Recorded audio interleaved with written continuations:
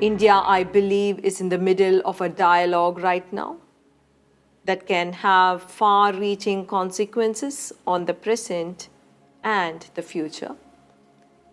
This is a dialogue on shadism or colorism. Let us support this dialogue.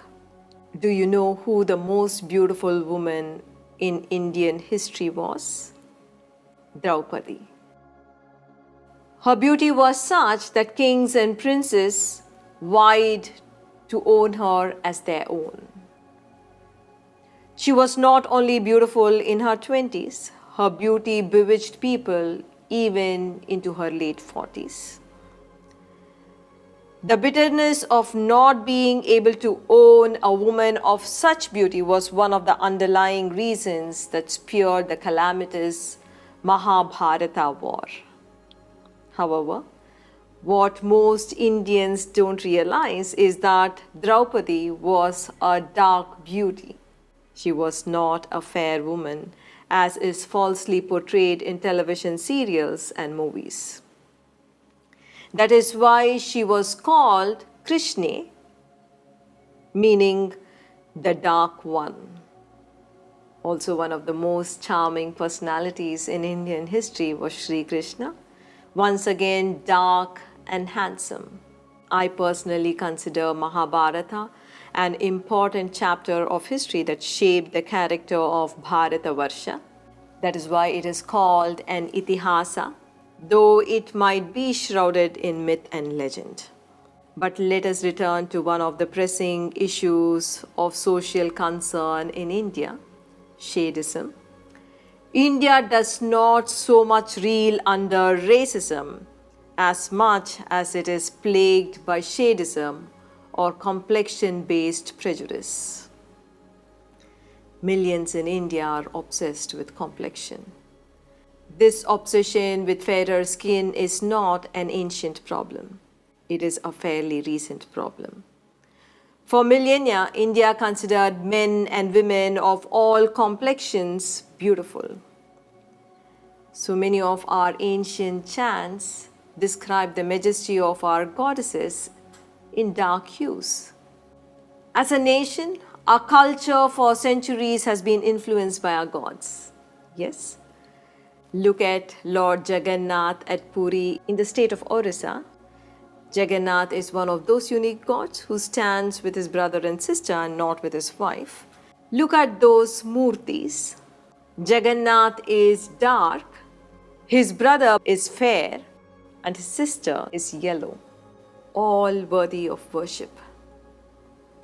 What a magnificent testimony to Bharatavarsha's original ethos that honored people of all colors. This obsession with complexion is very recent. It became a curse only with the British rule. It is a 250-year-old problem. And we still carry this subservient mentality of looking up to fairer people and considering them as worthy of greater esteem than the darker people. Have you ever wondered how funny it would be if a white cow or a white sheep considered itself more honorable than a black one or a brown one? Imagine cow societies and sheep societies practicing discrimination based on color. That would be ridiculous. So are we today. For more than 250 years now, India has paid a huge price because of this obsession with fairness. Forget the price men and women pay for fairness creams. This complexion-based prejudice in families and society has broken the self-esteem of generation after generation of children who are born with darker skin. This prejudice has driven millions of girl children and women to desperation and depression.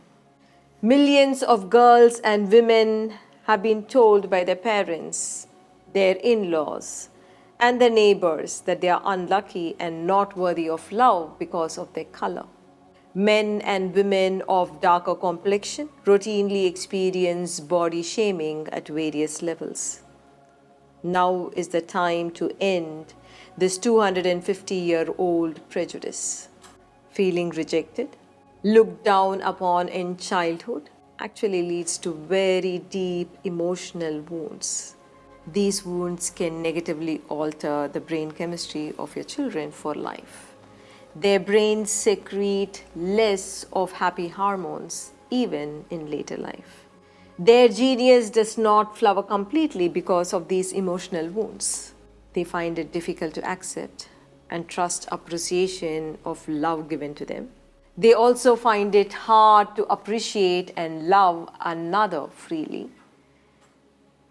Their moods get damaged for life. Every parent, grandparent must wake up and heal their child's heart with love. You must protect your children and grandchildren from this emotional abuse and boldly take a stand against it.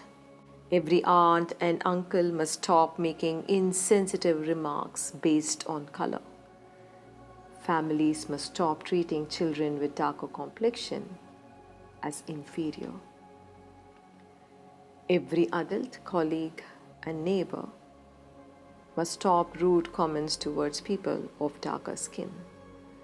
Organizations must create wiser cultures. Husbands and in-laws must learn to respect the darker woman in the family too, with the same regard as they treat fairer women. We must see the truth of our bias. Know that when a woman or a girl child sheds tears because she was disrespected, it shuts the door of abundance in family. This is Vedic wisdom. It is commendable that Indian government too has become part of this dialogue of honoring people of all colors. As a society, we are beginning to mature. Let me say this to you. Your most significant responsibility is towards yourself, and it begins with healing your hearts. You cannot wait for society to change. You have to set yourself free. You cannot own other people's voices of prejudice as your own views. You must break free of your own inner voices that makes you feel less than you are. Get on a spiritual journey of healing your heart, and the world will come around. Before you go to bed today, take the time to look at life as a spectator. Life is not one constant, unchanging experience. Life is like a great river, sometimes a noisy creek, sometimes a rapid current, sometimes a quiet, majestic flow. Life is a variety of experiences. Just like life, we too come in different sizes, different shades, and different shapes. How can we aspire to all be same color, all have similar kinds of noses and eyebrows, all have same standardized body structure? That would be terribly boring. But life is never boring. All we need to do is simply flow with whatever we are, however we are, whoever we are, and celebrate it.